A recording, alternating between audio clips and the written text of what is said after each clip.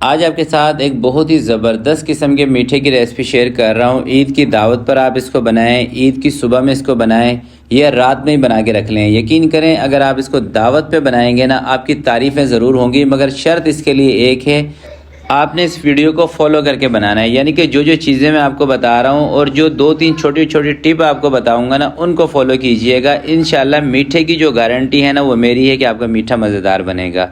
और लास्ट में आपको सर्विंग भी बताऊंगा कि ये कितने अफराद के लिए हम बना रहे हैं, तो आपने मेरे साथ ही रहना है। तो चले मिल के बनाते हैं। बिस्मिल्लाहिर्रहमानिर्रहीम। सबसे पहले इसके लिए हम जेलियाँ बना रहे हैं, जिसके लिए 1 कप आपने पानी ले लेना है। और ये देखें, ये मैंने पैकेट लिया था 80 रुपये का, ठीक है, जेलियों का पैकेट। और इसके ऊपर जो पानी कंपनी ने बताया है, ये 1.5 लीटर बताया है, यानी कि 300 ml के करीब। मगर पानी इसके अंदर मैंने कितना लिया है, 250 ml, यानी कि जितना कंपनी ने पानी बताया था उससे थोड़ा सा कम पानी आपने लेना है। और उबाल आने के बाद जेलियाँ डाल के 2 से 3 मिनट तक या 4 मिनट तक आपने इसको पकाना है। उसके बाद इसको किसी भी बर्तन के अंदर निकाल देना है, ठीक है। तो एक रेड कलर की जो जेलियाँ थी वो हमने बना ली हैं, और ग्रीन कलर की भी वही कंपनी की मैंने जेलियाँ ली हैं। उसी तरीके से 1 कप पानी का लिया है, जिससे पानी के अंदर उबाल आ गया है। जेलियाँ हमने डाल दी हैं, जेलियाँ डाल के अच्छी तरीके से आपने मिक्स कर लेनी है।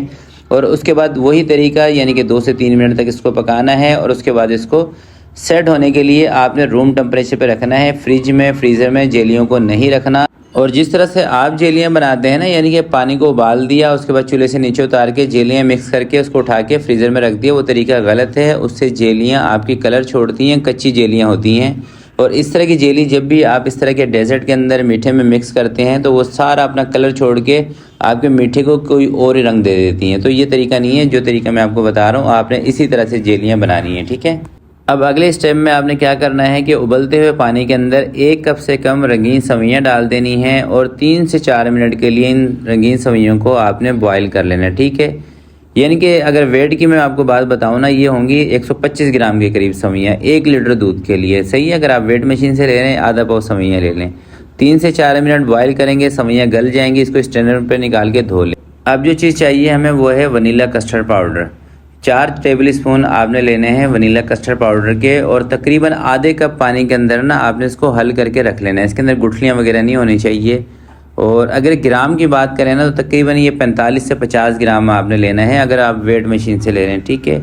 वैसे तो 60 ग्राम तक भी वनीला कस्टर्ड पाउडर ऐड किया जाता है, मगर वो होती है कमर्शियल रेसिपी जिसके अंदर आप क्रीम ज़्यादा डाल के, यानी कि इसका वज़न बढ़ाते हैं, उसके अंदर फिर आप 60 ग्राम तक यूज़ कर सकते हैं। वैसे 40 से 50 ग्राम 45 ग्राम आप वनीला कस्टर्ड पाउडर लेंगे।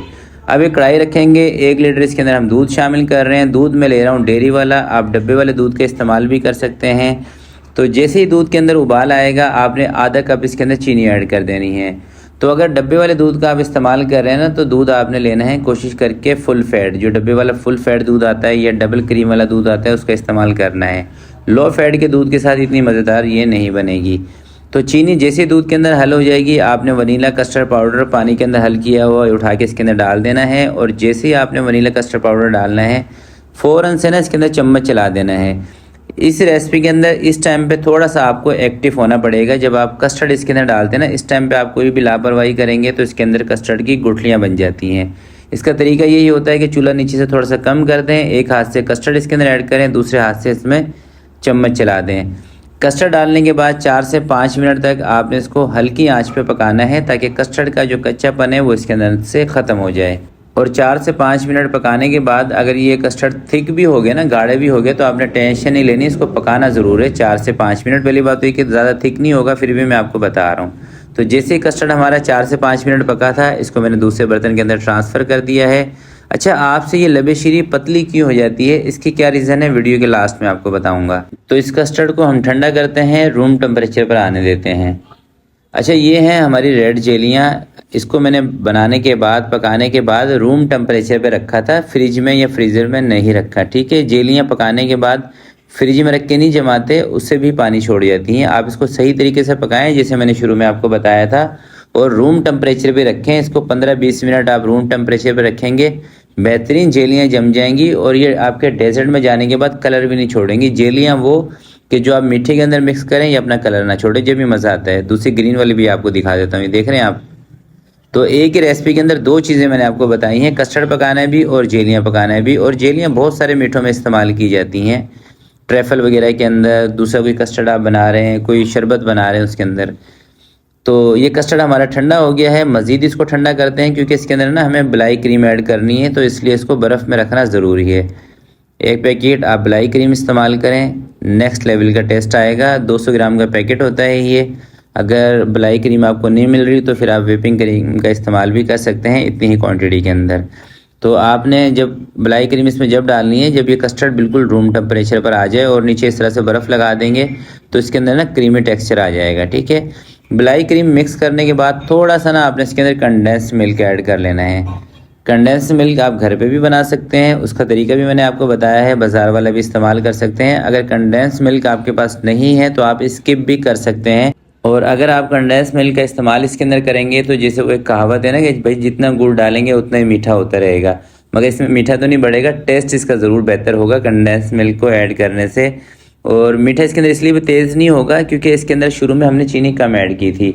अगर कंडेंस मिल्क आपको इस रेसिपी में स्किप करना हो ना तो शुरू में फिर आपने चीनी बढ़ा लेनी है, यानी कि 1 कप के आसपास आपने दूध के अंदर चीनी डालनी है, ठीक है। तो इसके अंदर रंगीन सवैयाँ भी मैंने ऐड कर दी हैं। 5 से 6 केले कटिंग करके आपने डाल देने। केले वैसे इस तरीके से कटिंग करेंगे ना कि डायरेक्ट कस्टर्ड के अंदर ही कटिंग करके डाल देंगे तो ये काले नहीं होते। से ये सेब और केले डायरेक्ट ही कटिंग करके डाल दें और ताकि ये काले ना हो। और दूसरी बात इसके अंदर मैं जल्दी से आपको ये भी बता देता हूँ कि अगर आपको ये बिलफर्ज दावत पे बनाना है ये मीठा, तो फिर आपने क्या करना है कि इसका जो कस्टर्ड है ना वो पका के रख लेना है और ठंडा करके उसको फेंट के उसके अंदर क्रीम मिक्स करके रख देनी है।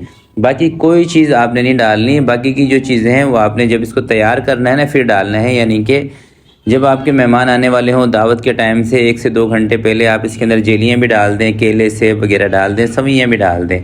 बाकी जेलियाँ भी आप 1 दिन पहले भी बना के रख सकते हैं, कोई मसला नहीं है। जेलियाँ बना लें, जब ठंडी हो जाएँ उसको फ्रिज के अंदर रख दें, मगर ठंडी करने के बाद। और जब फ्रिज में रखेंगे तो ऊपर से कोई कवर आपने दे देना है ताकि फ्रिज की जो नमी है वो जेलियों के ऊपर ना लगे, यानी कि पानी ना लगे। जेलियों के ऊपर पानी लगेगा तो वो कलर छोड़ेंगी।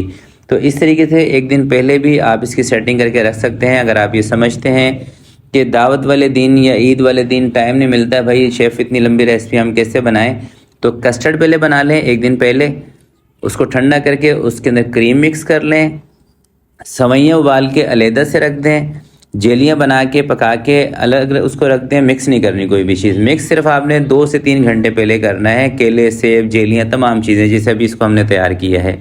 अगर आप 1 दिन पहले ही सारी चीज़ें मिक्स करके रख देते हैं ना तो उससे देखें ये होता है कि फ्रूट जब अपना पानी छोड़ेगा तो ये फिर पतली हो जाएगी, ठीक है। और दूसरा इसकी पतली होने की रीज़न ये भी होती है कि आप कस्टर्ड को कम पकाते हैं। जब आप कस्टर्ड को पूरा पका लेते हैं ना तो एक तो कस्टर्ड का कच्चापन उसके अंदर से ख़त्म हो जाता है, दूसरा ये है कि इतनी जल्दी ना ये पतली नहीं होती जब आप कस्टर्ड को अच्छी तरीके से पका लेते हैं। मगर आप दावत वगैरह के लिए बना रहे हैं और सेफ़ तरीका यही है जो मैंने आपको बताया है कि आप कस्टर्ड को, अगर आपके पास टाइम नहीं है और भी चीज़ें आपको दावत के लिए रेडी करनी है तो कस्टर्ड को पका के पहले ही रख लें, जेलियाँ सेट करके रख लें, सवैयाँ उबाल के रख लें। फिर ये होगा कि सिर्फ चीज़ें आपको मिक्स करनी और मीठा तैयार हो जाएगा, सारी चीज़ें मिक्स करके नहीं रखनी। और बात करेंगे इसकी सर्विंग की, अगर आप इस रेसिपी को एज इट इज़ फॉलो करते हैं तो ये तकरीबन 8 अफराद की सर्विंग है। 8 से 9 भी हो जाएंगे। अगर कम मीठा खाने वाले हों तो शायद 1 आध अफराद बढ़ भी जाए, क्योंकि 1 अफराद के लिए ना 1 पर्सन के लिए 200 ग्राम मीठा रखते हैं, 150 से 200 ग्राम। अगर ज़्यादा मीठा खाने वाले होंगे तो 200 ग्राम, अगर नॉर्मली लोग मीठा खाने वाले होंगे तो 150 ग्राम मीठा रखते हैं। और इस रेसिपी को अगर आप फॉलो करेंगे तो ये मीठा आपका तैयार होगा तकरीबन 2 किलो के आसपास। अगर आप इतनी ही जेलियाँ डाल दें, 1 कप पानी के अंदर जेलियाँ पका के 2 कलर की जेलियाँ होती हैं, 6 से 7 केले डाल देते हैं, 1 अदद सेब डालते हैं, सवैयाँ डालते हैं, क्रीम वगैरह ऐड करते हैं तो इसका वज़न तकरीबन 2 किलो के आसपास बनेगा, जो कि तकरीबन मैंने आपको सेफ़ बताया है। 8 अफराद की सर्विंग आप अपने जहन में बिठा लें। अगर 20 अफराद के लिए आप बना रहे हैं तो आप इस रेसिपी को डबल कर सकते हैं, डबल से थोड़ा सा बढ़ा लें, यानी कि 2.5 लीटर दूध की आप बना लें, बाकी भी चीज़ों को आप डबल कर लें। तो ये 1 किलो का फार्मूला मैंने आपको बताया है, इसी हिसाब से, और मैंने आपको पर्सन भी बता दिए, इसी हिसाब से जितनी भी आपको बनानी हो आप इस रेसिपी को फॉलो करेंगे, एज़ इट इज़ फॉलो करेंगे, टिप को फॉलो करेंगे, इंशाल्लाह ये लबे शीरी, ये मीठा डेज़र्ट ऐसा आपका बनेगा जब लोग आपकी तारीफ़ें करेंगे आपके दिल से मेरे लिए दुआएं निकल रही होंगी। तो आज के लिए इतना ही, मिलते हैं किसी नेक्स्ट वीडियो में। तब तक के लिए अपना बहुत सारा ख्याल रखिएगा, अपने वालिदैन का ख्याल रखिएगा।